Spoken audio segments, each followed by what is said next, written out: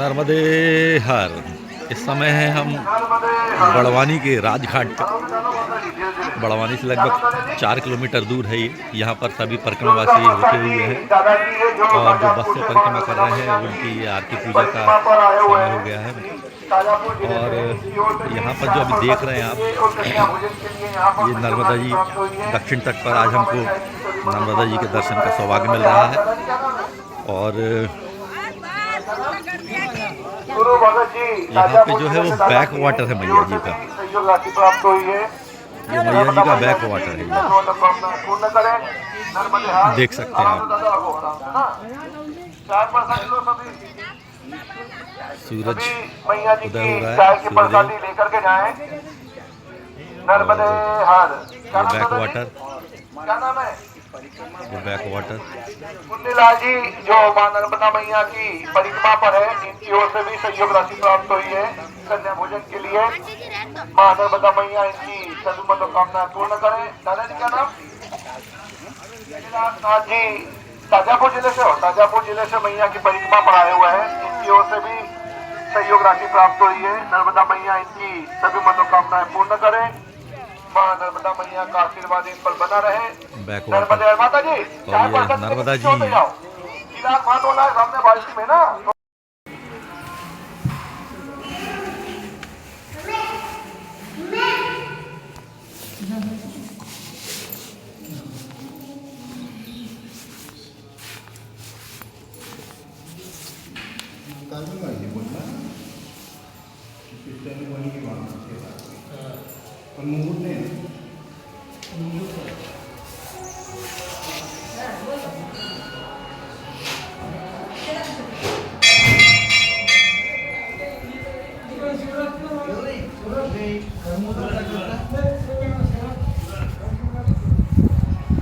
नर्मदे हार।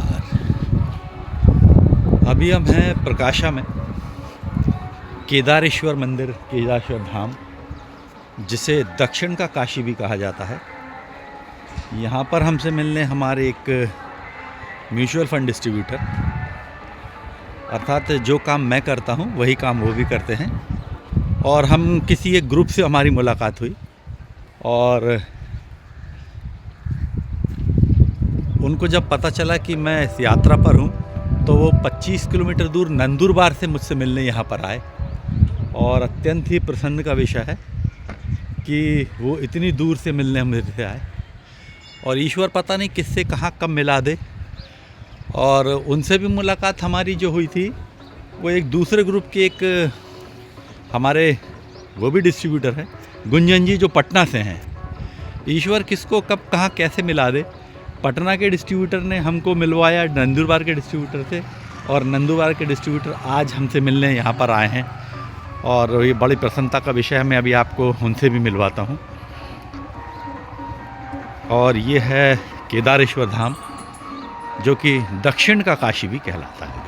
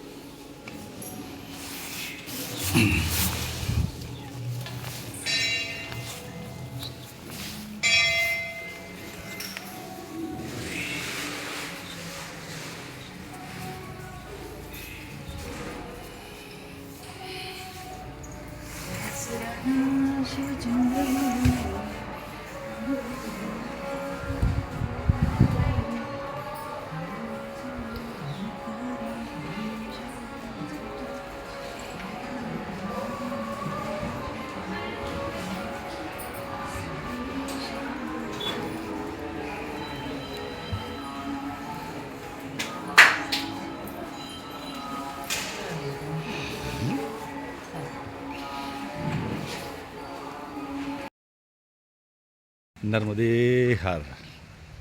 अभी हम अंकलेश्वर की ओर जा रहे थे, साहदा प्रकाशा तलोद से होते हुए।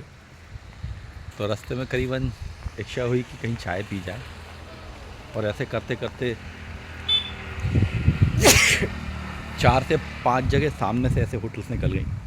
फिर मन बना के कहीं आगे पियेंगे। अचानक ये खूबसूरत सा एक आश्रम आया और यहाँ पर हमने विश्राम किया, और महाराज जी ने हमसे पूछा कि आपने भोजन किया कि नहीं किया, प्रसादी ली कि नहीं ली। तो चूँकि मैया के रास्ते में है तो ऐसा भी नहीं बोल सकते कि हाँ ली है, और ऐसा भी नहीं बोल सकते नहीं ली है। तो उन्होंने हमको अपनी थाली भी दी और हमको भोजन प्रसादी भी दी, और ऐसे करके कहीं विश्राम करने का था चाय पीने के बहाने, तो मैया का प्रसाद ही हमको मिल गया यहाँ पर आके। बड़ा ही सुंदर पहाड़ों के बीच में ये आश्रम है और बड़ा सुंदर लग रहा है यहाँ पर। नर्मदे हार।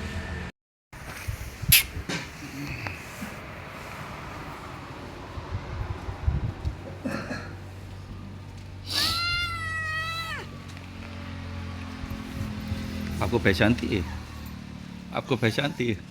नहीं, वो यहाँ की पाली हुई। हाँ। हम्म हम्म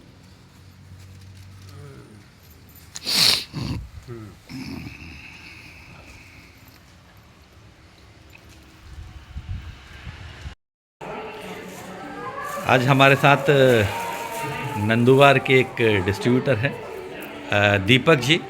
बहुत ही खुशी का विषय है कि दीपक जी से मुलाकात हमारी एक किसी ग्रुप में हुई, और इसका श्रेय भी जाता है गुंजन जी को, जो पटना से हैं। ईश्वर जिसको कहाँ मिलाना चाहता है कहाँ मिला दे। ये मेरी यात्रा में मुझे पता नहीं था कि ये मुझसे मिलने आएंगे, और सबसे बड़ी बात ये कि अपने हाफ डे की लीव लेके आए हैं। मैंने इनको मना भी किया था, लोग अपने सगे संबंधियों के कार्यक्रम में नहीं जा पाते, मगर मुझे अथाह प्रेम देख के मुझे तो मैं भाव विभोर हो गया हूँ। और मैं अगर कहीं संभव हुआ तो मैं अपने डिस्ट्रीब्यूटर साथियों से भी कहना चाहूँगा कि डिस्ट्रीब्यूटर केवल एक हेल्प करने के लिए नहीं है, केवल स्किल डेवलपमेंट करने के लिए नहीं है, एक नेटवर्क भी बनाया जा सकता है जिससे हम कहीं पर भी रहें। डिस्ट्रीब्यूटर जो है आज एक अक्रॉस इंडिया में फैला हुआ है, तो और कभी भी कहीं पर भी हम उसकी मदद ले सकते हैं। नर्मदे हर।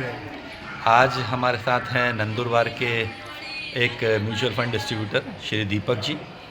जो काम मैं करता हूं वही काम वो करते हैं, और आज ये खासकर हमसे मिलने करीब 25 किलोमीटर दूर प्रकाशा, जिसे अभी मैंने वीडियो में दिखाया आपको, जिस दक्षिण का काशी भी कहा जाता है, ये हमारे लिए कुछ भोजन प्रसादी लेकर आए हैं, और आज इनके साथ बैठकर हम भोजन प्रसादी करेंगे।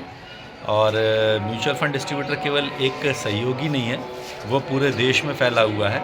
एक नेटवर्क बनाया जाए जिससे कहीं पर भी हम रहें, और कभी किसी की आवश्यकता में पड़ जाए तो एक डिस्ट्रीब्यूटर हमको मदद कर सकता है।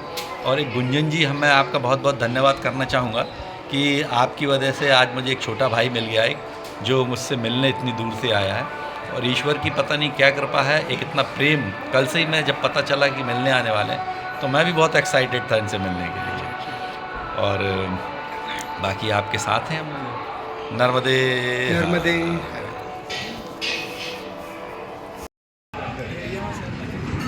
जो परिक्रमावासी पैदल यात्रा करते हैं वो ज़्यादातर फूलपानी के रास्ते से जाते हैं और लखनगिरी महाराज के रास्ते से।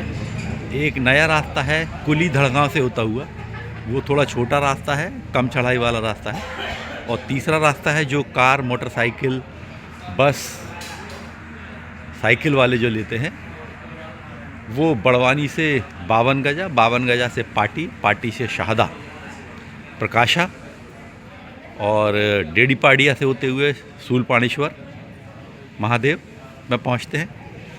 सूलपाणेश्वर में अगर आप शाम को पहुंचते हैं लगभग 6 बजे के आसपास, क्योंकि अभी ठंड का समय है तो जल्दी संध्या हो रही है, तो वहाँ पर आप संध्या आरती देखें नर्मदा जी के किनारे, बहुत ही खूबसूरत मंदिर है। उसके पश्चात आप पोईशा पहुँचें। पोईशा बड़ा मंदिर है और दर्शनीय स्थल है, वहाँ पर आप विश्राम कर सकते हैं। इसके अलावा आगे चलेंगे तो गुप्त गोदावरी, फिर अंकलेश्वर पहुँचेंगे। अंकलेश्वर में आपको मिलेंगे रामकुंड, झरकुंड और बलबला कुंड। बलबला कुंड ज़रूर देखिएगा, बहुत ही मनमोहक और रमणीय स्थल है। साथ ही नर्मदे हर बोलने पर पानी में स्वतः ही बुलबुले निकलते हैं, ये एक बहुत ही बड़ा आश्चर्य है। और ऐसे करके आप वहाँ से हंसोट और हंसोट से विमलेश्वर पहुँचेंगे और विमलेश्वर में आपके दक्षिण तट की यात्रा पूर्ण होती है। अमरकंटक से जो चले थे उनकी यात्रा दक्षिण की पूरी होती है, और जिन्होंने अपनी यात्रा ओमकारेश्वर से प्रारंभ की है उनकी यात्रा उत्तर तट से शुरू होगी मीठी तलाई से, और मीठी तलाई से होते हुए अमरकंटक पहुंचेगी और फिर वापस दक्षिण तट पे आएंगे। हमने चूँकि अपनी यात्रा बुधनी घाट से शुरू की थी उत्तर तट से, अमरकंटक से हम लौट के आए हैं और आज शाम तक संभवतः विमलेश्वर पहुंचेंगे। बाकी माई की इच्छा के ऊपर है कहाँ पहुंचेंगे, क्योंकि पिछले 2 दिन से तो वहाँ नहीं पहुंच पा रहे जहाँ हम सोच के चल रहे हैं। और इस प्रकार हम दक्षिण तट को हम पूर्ण करेंगे। बड़वानी से फिर मैं बताना चाहूँगा 3 रास्ते हैं, जंक्शन पॉइंट मान लीजिए आप। भवती से कुली से लखनगिरी आश्रम से शूलपाणेश्वर, और दूसरा भवती से कुली से दड़गांव से होते हुए फिर शूलपाणेश्वर पहुँचते हैं। और इस प्रकार से आपकी यात्रा लगातार जारी रहती है। और अब यहाँ से बाबा जी लोग निकलने लगे हैं प्रातः के, और नर्मदे हर।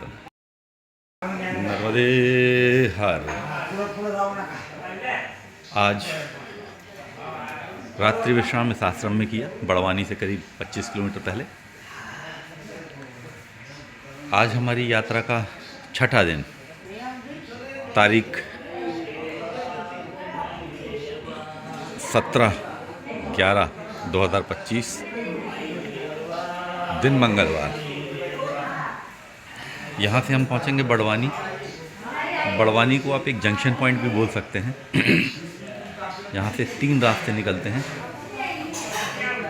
एक रास्ता भवती से होता हुआ शूलपाणी लखनगिरी महाराज के यहाँ से आश्रम से, जो अंदर का रास्ता है, जो परिक्रमा यात्री